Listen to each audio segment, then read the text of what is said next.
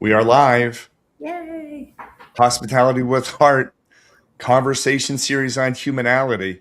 This is episode number 2. Today we are talking about be where your feet are. And I am thrilled. One of my co-hosts for today is Meg Fazy. Meg Fazy is the founder of an organization called Phase Forward. FAZE Forward. FWD. We'll make sure that we include everything in the show notes. But it is she is an expert in sponsorship management, a very dear friend. We grew up in the world of hospitality together, and I'm going to keep on talking so she can't say anything. As usual. Meg, thanks for joining the conversations on humanality, hospitality with heart. Thank you, Meg. I'm excited. This is a great topic for us. Well, and I figured, do you want to share with our listeners how terrific I am and how we know each other? Well, that's hard. So I love and adore you. I think you're amazing. I've known you since 1991. I think we worked together at the Grand Hyatt in DC. I worked a little harder than you did, but we're Look at where you are now. It's right. okay. It paid off. Both of us, Ah, and was really great friends with your now wife. And I think I went out on your first date, the two of you, without knowing it was a date. Next thing I know, you're getting married, leaving me in the dust. And I've been great friends with you guys for a long time, and I love both of you. well, and likewise, Meg. Today, there's a reason why I wanted to get you on. First of all, I appreciate your sense of hospitality and then your sense of course, sponsorship management. You're interacting with hotels, you're interacting with clients, with end users, with event organizers. And I thought you would be a terrific person for this specific topic.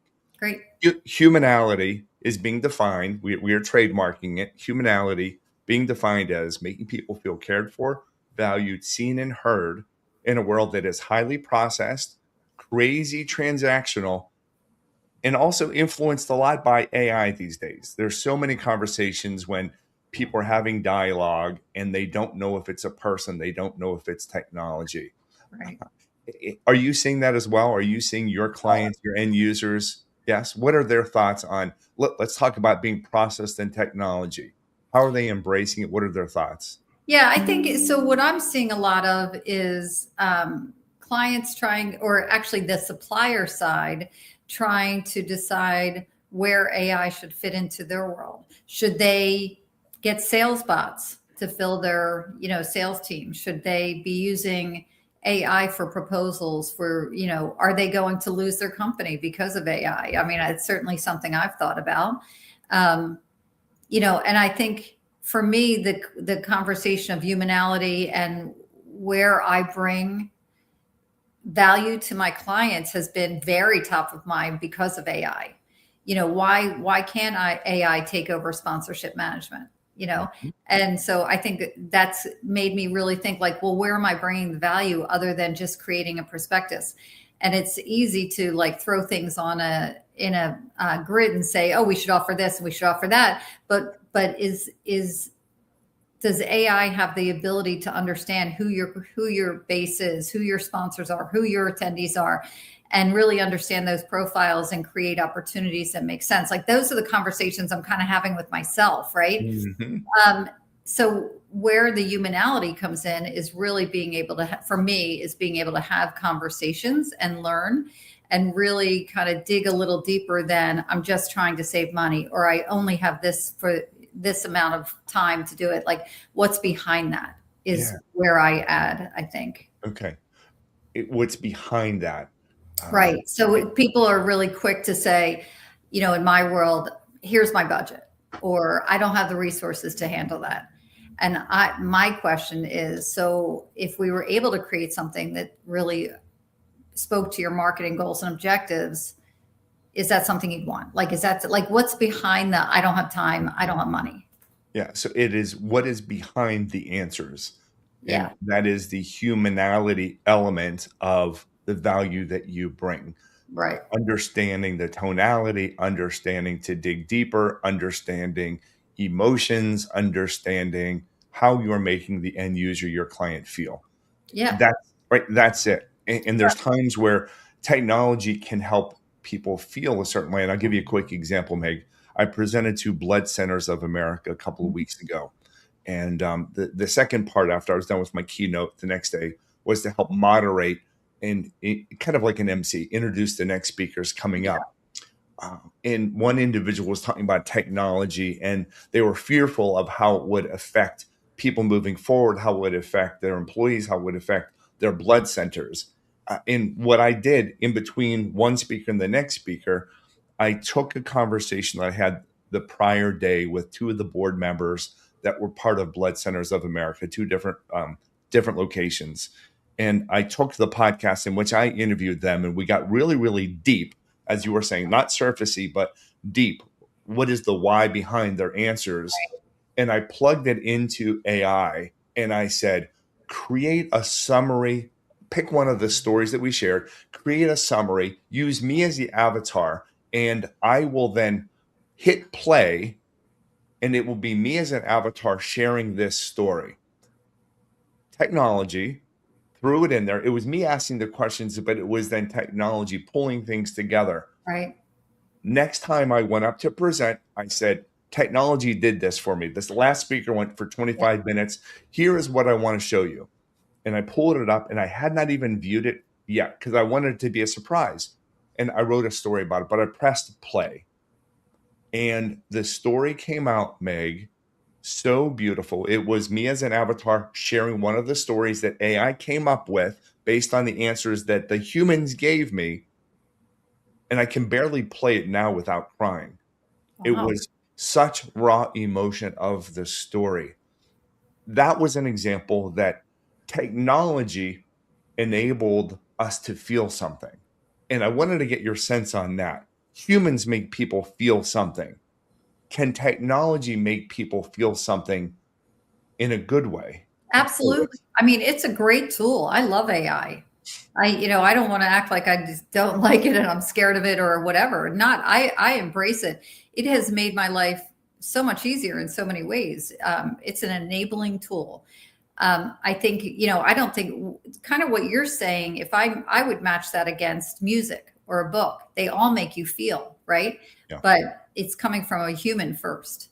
And, and so, yes, I do think that AI can absolutely make you feel. The other night I wrote in good night, and it wrote back and said, good night, Meg, have a lovely evening. I hope you sleep well. And, Yeah. And how did it make you feel?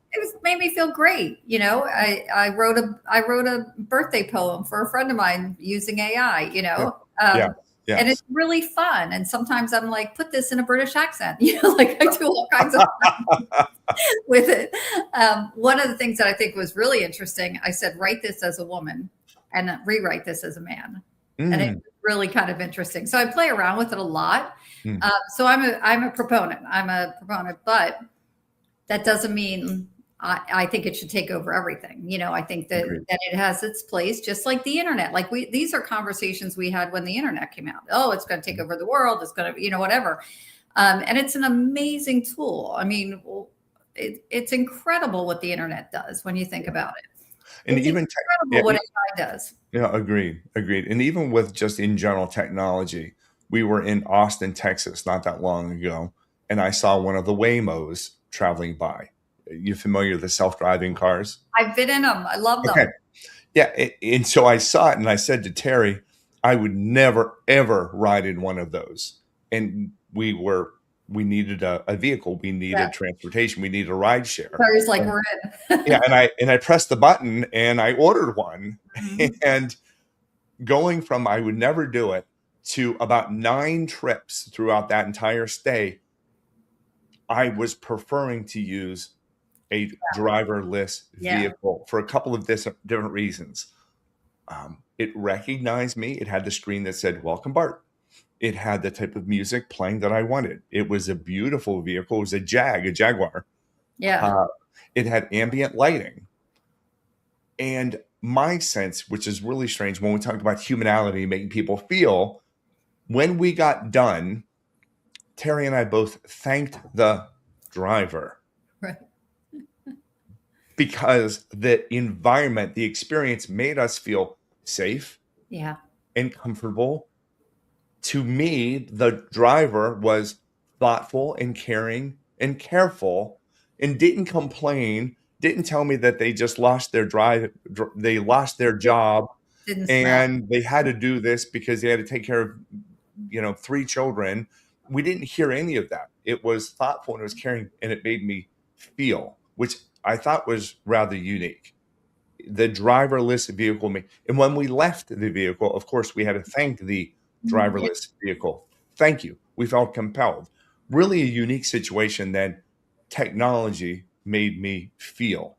Now, thoughts, and then I Yeah. want to get to our topic for the day. Go ahead. Yeah, I just want to jump in here and say I've had both experiences. So the first time I took Waymo, I was like, this is the coolest thing in the world, right? Mm. Next day I took it again. It went around the same block 3 times and dropped me off 2 blocks away from my destination. So, again, technology is great when it works. When it works. Okay. The element pillar number Different than 2. humans, by the way. Pardon me? No different than humans. They're No great different when than it human. Wow. Great example. Great example. Okay, so I want to get to pillar number 2, which is be where your feet are. Yeah. Last week with our friend Gail Olofsson, who you will meet very soon, we talked about pillar number 1, which was I see you. Pillar number 2 is be where your feet are. I would like just to hear your thoughts on what does that statement mean to you? How do you apply it? And for our hospitality friends, and hospitality can be anything. It is hotels, it's restaurants, but it's any organization that is delivering a product or service Yeah. to an end user. So it's wide open. So first thought is, what does that mean to you? Be where your feet are, Meg. How would you interpret that? It means being present and being aware of what's going on around you and being focused on that and not to your point earlier, not looking away, not looking down, not thinking of something else, but exactly. See, this is my relationship with you. Your feet are not where they should be. It's interesting because I think a lot about this, especially since I started facilitating customer advisory boards a couple of years ago. You can't not, and you know this as a speaker, you can't not be present because you have to hear what people are saying, understanding what questions to ask next. I mean, it really, that above all, any job I've ever done has honed that skill. And then what it made me do was look back into jobs in the past and said, like when I was VP of sales at Bellagio, was I present for my team? And I have to say, I honestly was not always present for my team. Yes. And I thought about like who I was present. I specifically thought about each of the salespeople and who I was present for and who I wasn't and when. And I could pick out times where I really thought to myself, wow, you really weren't there for them. You really were, your mind was, on RevPAR, your mind was on, whatever.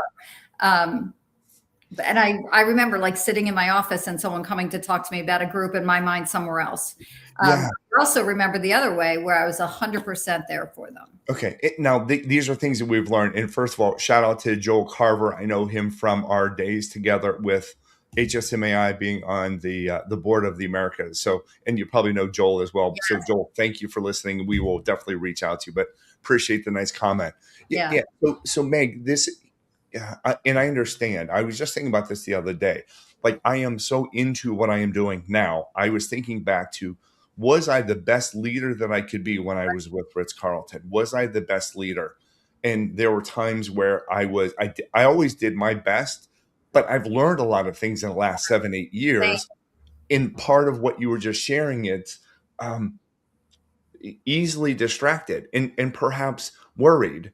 If the market was uncertain and my team was worried, was I worried also, and was I not then with them? Right. The question, when in your jobs before, VP of sales for Bellagio and all of the other crazy, amazing, high profile jobs that you've had,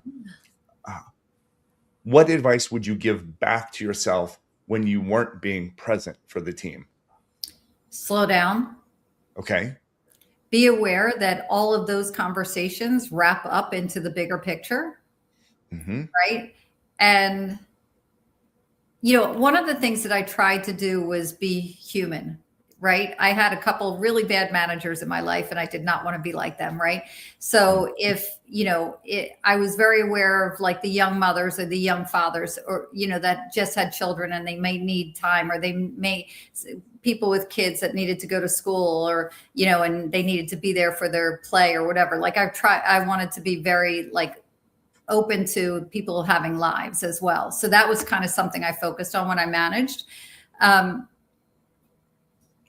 But I think I just focused on that and not necessarily like they're sitting in front of me and they need something other than that. Like I thought, oh, I'm doing such a great job because I'm giving her time off, or I'm giving him time to do this, as opposed to really having them in front of me, having those conversations that they Yeah. need to have. Wow. Wow. So freaking powerful. And thank you for being vulnerable and opening up me. It's not easy to admit that, goodness, Greg, Meg Fazy, sponsorship guru, was less than perfect before. Oh, every day, less than perfect. Oh, really? Meg Fazy? Are you sure? You Well, sure? maybe. Yeah, maybe. No, but I think it's a really good point that being present it's avoiding distractions, Right, right. and it is focusing at the here and now with the person that is here and now. It is in the moment. And intentionally, I shared this sometimes when I'm on stage. If we're talking about this pillar, intentionally, I do my best not to look at emails before I'm getting up on stage. Yeah. Even if I'm presenting at 4 p.m., I don't look at LinkedIn. I don't look at Facebook. I don't look at emails, because God forbid something might come in that tweaks me or twerks me, or that's not any of the right words, pushes me or nudges me Yeah. into negativity. I really don't want that on my mind, because I want people, when I'm sharing this, to realize that you are the most important thing to me now. And Meg, I'm even being very conscious right now. Does it appear that I'm looking at your eyes, Meg, right now? Yes. Okay. Because I'm looking at the camera. Now, if I'm looking at this screen and I'm looking at you, does it look like I'm looking at your eyes? No, and it's funny because I know that I'm looking at you, at the screen at you, not at the camera. Okay, so it's okay. I'm getting this sense. But Okay. this is one example of being where your feet are. And I would recommend to anyone that is listening that ever does any video type related calls, which all of us probably do your best. And I can remove the comment section if I want.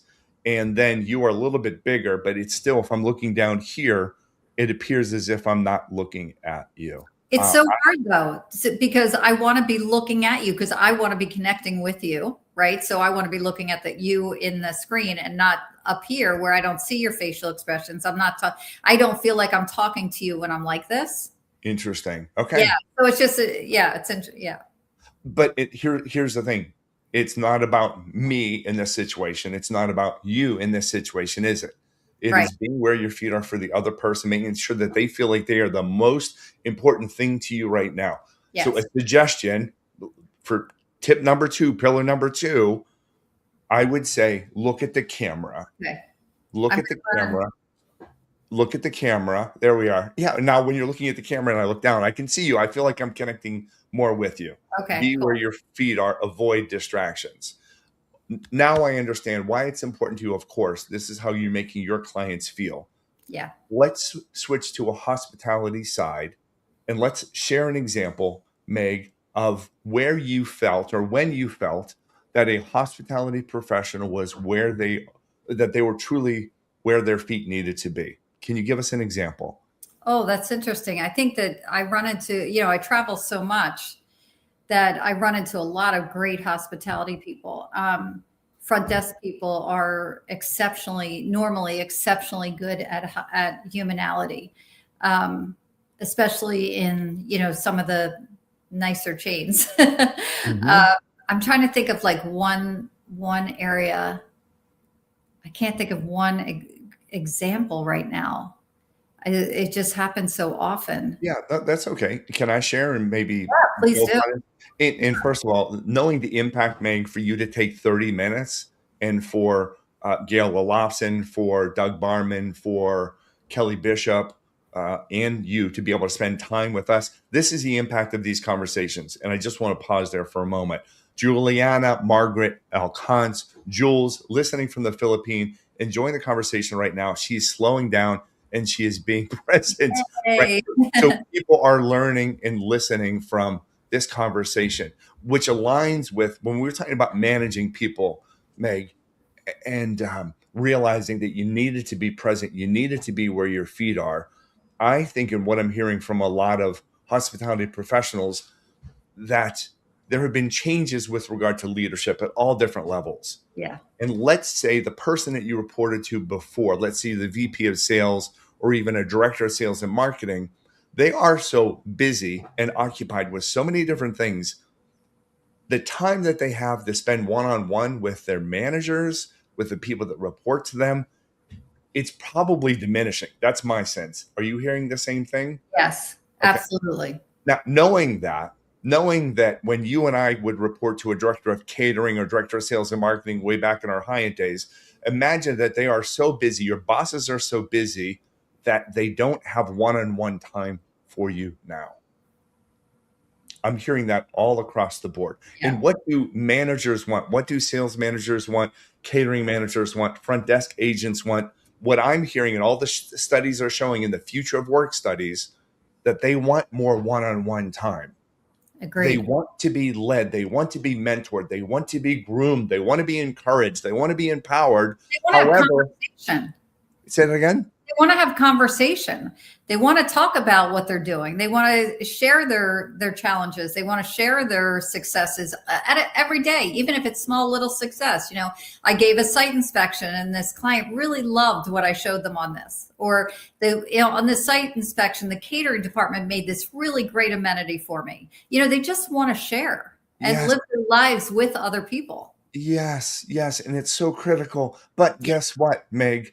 I'm too busy. I Yeah. don't have time to do one-on-ones anymore with my team. And in fact, I tell them, because I'm a good leader, I tell them, it's up to you. If you want to have one-on-ones, we'll schedule it. But Horrible. otherwise, just we'll talk in sales meetings, we'll talk everything else. Yeah. And I think the managers, not the directors, the managers are saying, I really would like some one-on-one time. That's the sense that I'm getting. And Yeah. you're right, to be connected, to be able to share, to be able to learn all of those things that we just shared. And then when that happens, because your team is asking for it, when that happens, you need to be where your feet are as a Absolutely. leader. Absolutely. Yeah. Well, Yeah. It's I met interesting with, because I yeah, think go ahead. even like one-on-ones, do you have to have like an hour one-on-one, or, you know, do you have the opportunity to have little conversations all day long? You know, does it have to be one big one-on-one where, you know, I've got to talk about everything, as Right. opposed to what's going on today? You know, Yes. tell me something fun. To your own horn. Tell me you did something great. You Yeah. know, I think people are afraid to walk into your leader's office and actually, especially salespeople, believe it or not, we all do not love to toot our own horn. So to go in to say, hey, I had this great success today, that's a big deal for them. It's a big deal. Yeah. Yeah, And to have someone actually listen back. And right. this is what I'm learning as well. A few things for leaders that are listening now. Write this down. I'm available to be interrupted. Yes. I am available to be interrupted. Come see me.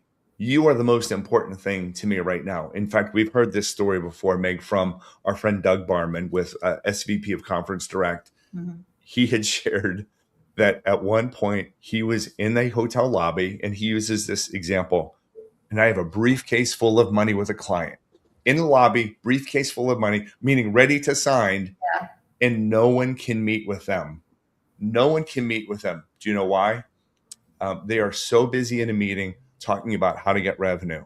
Oh, Be available to be interrupted. If you're a salesperson, yeah, right there, I know. If you're a salesperson, you are available to be interrupted. yeah. Client calls, I am where my feet are, and I'm available to be interrupted. Anytime a client calls, anytime someone needs me as a leader, I'm available to be interrupted because you're the most important thing. I just think it's important. I don't want it to sound silly or preaching. Do you agree? Absolutely. I think a lot of times we get caught up in making our boss happy and having the FaceTime and doing all that. I had a salesperson who we were in a meeting and we were talking about, you know, her funnel for the month, and it was all positive. It was great. and an assistant came in and said, "Excuse me, but so and so is on the call, one of her top clients." And she turned and said, "Tell her I'll call her back." And I said, "No, no, no, no, no. Go take that call." Yes. Like didn't want to interrupt me because I was the boss, right? Mhm, And I mhm. was just like, "No, that's not how this works," you know. I and Yeah, it's really interesting how we get caught up in getting business versus making sure we're taking care of our clients. Yeah, yeah. And there was almost a quote in there somewhere. You want to try it Yeah, again? We're no, so caught up in getting business that we I should realized what? I did that 3 times and stuff. Sorry. We're so caught up in getting business that we're actually not managing business, that we're Right, actually not we're so caught up in getting business that sometimes we're not getting business. right. How's Yeah, that? we are almost like worried about the wrong person. You're being present for your boss. Don't be present for your boss. Be present for your customer, So terrific. right? Okay. Yeah. So if you're a salesperson, be present for the customer, be where Yeah, your feet are for the customer, not for the boss, not for the political environment, not for your coworkers. You can be there later for them, but in the meantime, be where your feet are when you're with someone. So many great lessons right now. Pausing, of course, being there for the client, of course, removing distractions, of course. What have you seen from a removing distraction perspective that you think would benefit our listeners? Maybe it's in a sales client relationship, maybe it's during a lunch appointment, maybe it's during a site inspection. What can people do to remove distractions to ensure they are where their feet are? so one of the things that I did is I removed a lot of the reporting that we had done. So I tried to remove like the paperwork aspect of their job as much as I could. So they really could focus on the customer Mm, and focus on what the customer needed. And I think when you get, and this is like a bigger picture, not an everyday distraction, but a bigger picture distraction that I think people get caught up in is, oh, I've got to get this report in, or I've got to, I've got to get this paperwork to so and so. And there's so many reports that we mm, do.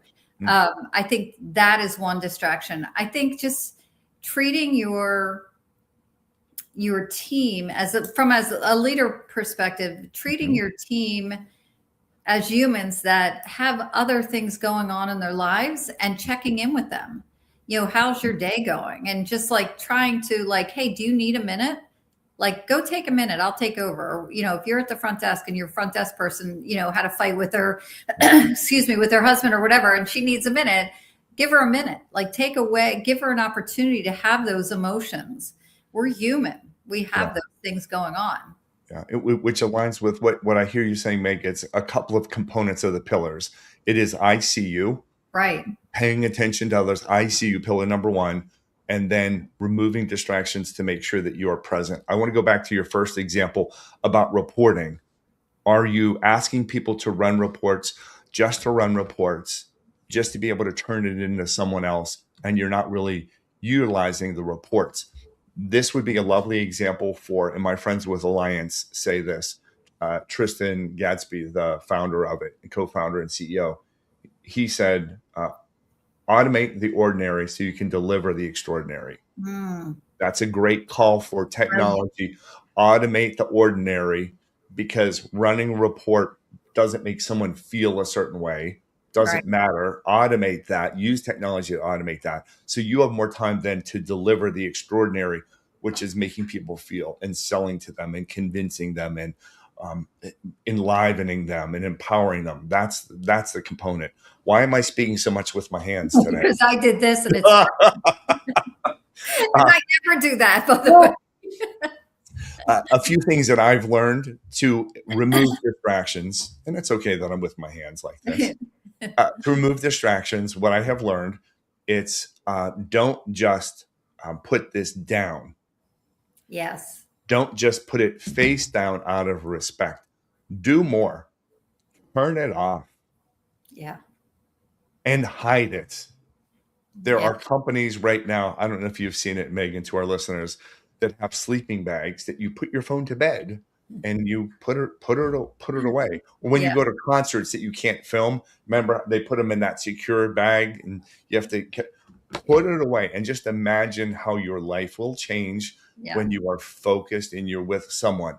And there are also studies, and I'm going to not quote it proper, but something along the lines of even if you have a phone and you turn it down, it's still going to distract you. I'm going to say 35% of the time absolutely. because you're still thinking about it. Okay. Putting your phone down and away and off. That is one way to avoid distraction.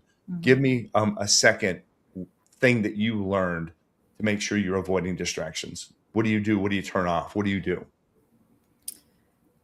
I don't know if I do anything specifically other than, oh, I know what I do. I always, when I had somebody come in and want to talk to me, Mhm. I would not stay behind my desk. I would walk around and sit with them. Yeah. Yeah. And No to me, barrier. no Yes. barrier. This is a one-on-one conversation.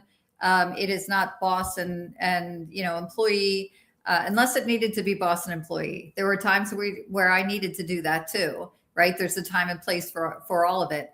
But if it was conversation, it was sitting with them, and having that one-on-one conversation, looking them in the eyes, like making sure that they knew I was there Mhm. 100%. I wasn't looking at a phone. I wasn't looking around. I didn't have my feet up. I didn't, it's body Mm. language is very important when you're talking to somebody. I love that. And I didn't even think about that for pillar number two. That is absolutely brilliant, Meg. That's why I just Why typed is in the that comments.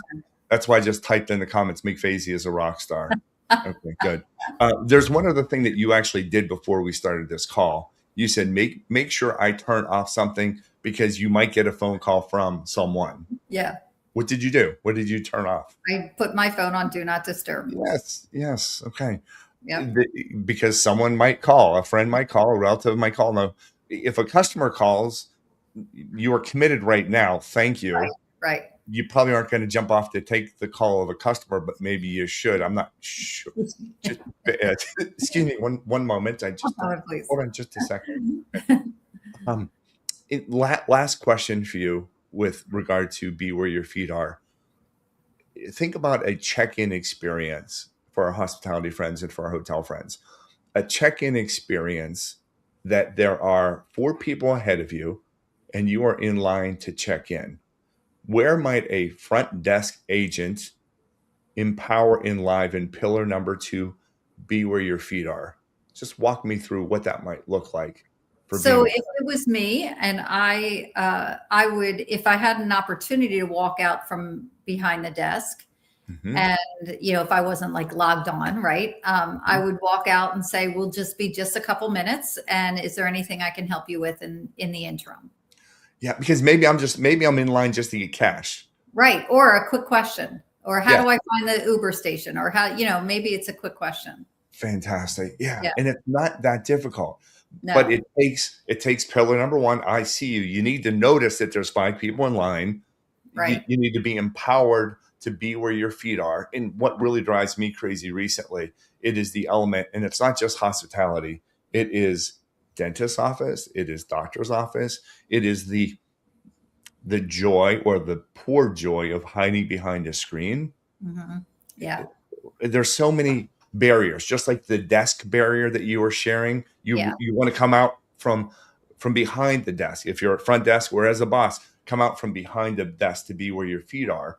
Uh, there are so many ways that people are putting up intentional distractions, right? Signs for the Yeah. insurance, signs at one computer screen, and then a second computer screen, even for the front desk, computer screen, computer screen. What advice would you give people that need to use a computer screen?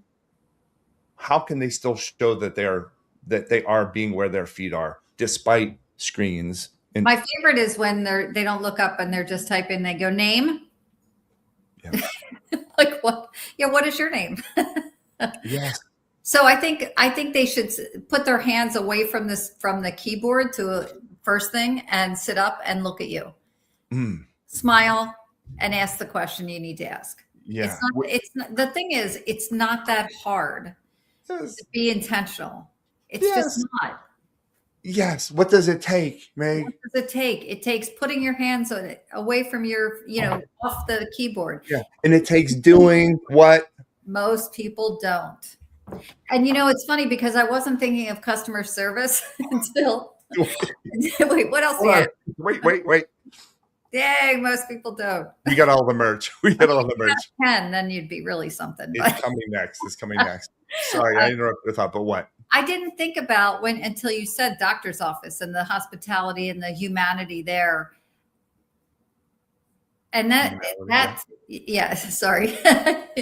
It's that to me is where it's lost. They really don't, most of them don't look up at all. Yeah. Yeah.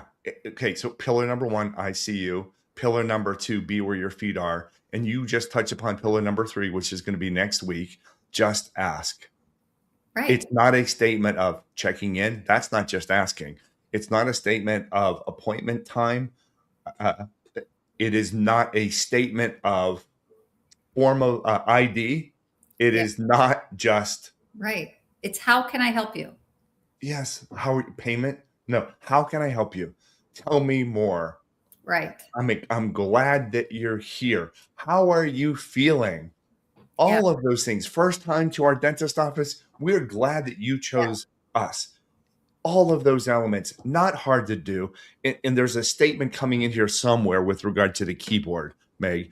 It's not only look up, it's not Right. only look up, I see you, but then there's going to be some type of a statement about the keyboard.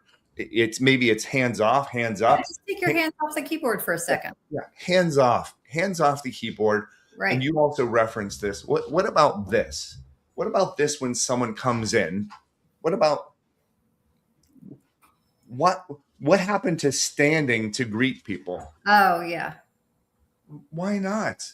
And if Right. I did that, if I'm a receptionist at a dentist office Yeah. and I had to do that 100 times, one, it's great exercise, Yeah. but then two, what type of respect does that show, Meg, when someone would come into your office, a team member? Let's think about this. And I'm putting myself in those shoes. I don't think I did it. Goodness gracious. Think about when a team member would come into your office. Would you stand up for them, Meg? No, I haven't. Yes. And should we have? Yes, because let me tell you, if the general manager or the VP of, I'd stand up. Absolutely. So Right? you're Adrian absolutely Latter, my general never even manager. Yes. considered that. Never even considered that. Wow. Imagine how it's going to make your team feel for Yeah. those leaders that are on the call right now or that will be listening to the replay, because thousands of people Yes. will listen because Meg Fazy is on this episode of Hospitality with Heart, a conversation series on humanality. Imagine how different your team is going to feel if you just stand up. I think initially they'll be scared, like what's going, what is she doing? Are you going somewhere? Right, what's happening here? But I think that like what a nice compliment that would be. And Amazing. that's the thing. Again, it takes such little effort to show humanality. Oh, fantastic. Just stand up, hands off keyboard, Yes. put it away, be present, look at the camera, Right. customers first. Who are you serving? Who is important? Remove distractions. Meg, do you realize that we just have about 1,000? I don't want to scare people, but what you just shared, this conversation in 38 minutes, there are probably, I'm not going to exaggerate, I would say 50 best practices that Yeah. you help to bring out as part of this conversation. Well, and a couple I learned from you too today. So it's Okay. good. It's good conversation. It's a great conversation. Yeah. I appreciate your friendship. I appreciate your expertise, your humor. Just you. I appreciate you, and I adore you. I And you're appreciate it. beautiful, by the way. You always make me say that, right? And you're beautiful. All right. I'll I send want. you my money later. Yeah, good. Thank you. Okay, we're going to continue this conversation. We know next week is going to be pillar number 3. Just ask. You, of course, are invited for every single call, Thank you. whether it's you and Gail Olofsson and Doug Barman and Kelly Bishop. It might go a little bit longer, but that's okay.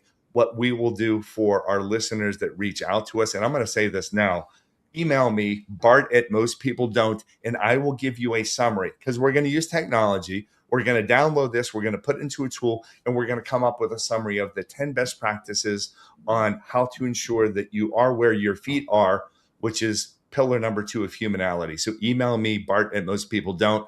I want you also to follow Meg Fazy. Connect with her on LinkedIn. Yes, Yes. she has 5,000, but it would be great if she had 6,000 connections and followers. Meg Fasy, Fasy. Her company website is phase, Faze, then forward, One word. fwd.com. Yeah, all one word. And your email address is Meg. Meg@faceforward.com. Okay. Last commentary. I know we referenced you being sponsorship management, Yeah. but can you share 30 seconds of what that is and how our listeners can help you? Yeah, so I work with organizations to create their sponsorship strategy and like create their prospectus, and then I sell. And I have people who work with me. We all handle a little bit different market, association, corporate, tech, and we provide white glove service. So we have conversation with every single sponsor. It is not just email. There's no bot involved. It is, and we never ask the question, what is your budget? It's always, what are your marketing goals, and how do we help you achieve them? And that's a perfect example, Meg, of humanality, digging deeper to Yeah. really help people with their sponsorship goals, right? Their sponsorship goals. All right, you're absolutely brilliant. Thank you so much. I'm going to hit end stream right now. This is going out live to LinkedIn Live, YouTube Live, Facebook Live. Make sure, please, if you like it, I don't even know what the word is, like, subscribe, comment, repost, do all those lovely things. If you found value in this conversation, I think it's incredible. And while many people on the call might not have that one-on-one opportunity to meet with their directors or meet with their VPs, use this as an opportunity. You have two brand new friends in this world that we will continue to share ideas, connect with us, ask us questions, and build a better life. Our goal is to help people get better, do better, and feel better. And this is just one example. So, And Meg, you're a rock star. thank you, because we get better as we have these conversations as well. So Yeah. thank And it was only 40 minutes on a Monday morning. Thank you. I know you're busy, but thanks for spending the time. It's important. I am present for you. Yes, you are. Okay. Well done. I'm going to hit end stream, but Meg, stay on for 1 second, and you're brilliant. Thank you, Meg Facey. Everyone. Okay. Thanks.